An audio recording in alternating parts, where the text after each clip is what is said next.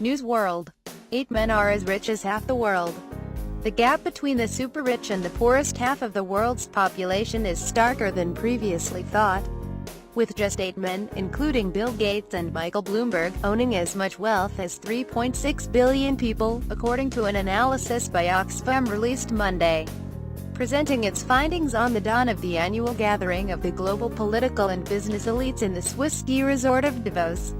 Anti-poverty organization Oxfam says the gap between the very rich and poor is far greater than just a year ago. It's urging leaders to do more than pay lip service to the problem.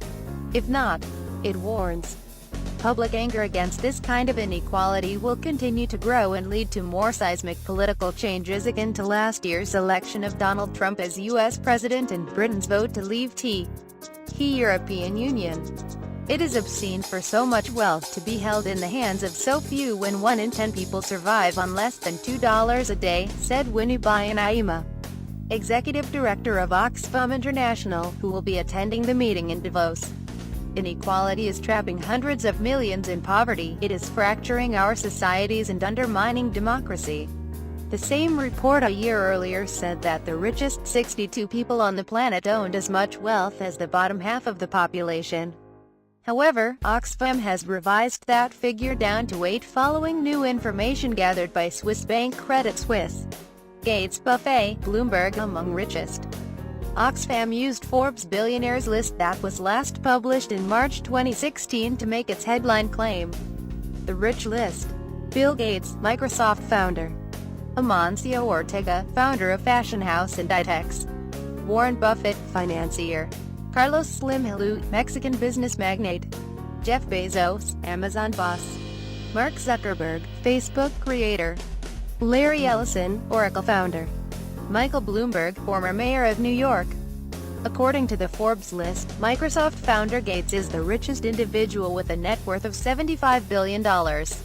The others, in order of ranking, are Amancio Ortega, the Spanish founder of fashion house Inditex, financier Warren Buffett, Mexican business magnate Carlos Slim Helú, Amazon boss Jeff Bezos, Facebook creator Mark Zuckerberg, Oracle's Larry Ellison and Bloomberg, the former mayor of New York. Oxfam outlined measures that it hopes will be enacted to help reduce the inequality. They include higher taxes on wealth and income to ensure a more level playing field and to fund investments in public services and jobs.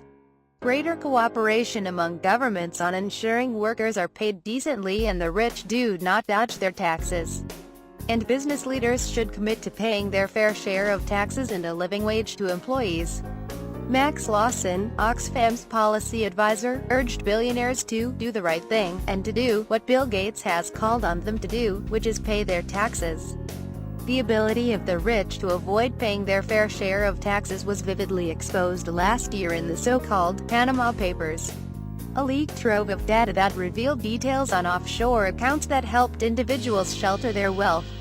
We have a situation where billionaires are paying less tax often than their cleaner or their secretary, Lawson told the Associated Press. That's crazy. It's because of this kind of inequality that trust in institutions has fallen sharply since the global financial crisis of 2008, according to Edelman, one of the world's biggest marketing firms. In its own pre-Davos survey of more than 33,000 people across 28 markets, Edelman found the largest ever drop in trust across government, business, media and even non-governmental organizations. CEO credibility is at an all-time low and government leaders are the least trusted group, according to the survey. The firm's 2017 Trust Barometer found that 53% of respondents believe the current system has failed them in that it is unfair and offers few hopes for the future, with only 15% believing it is working. That belief was evident for both the general population and those with college education.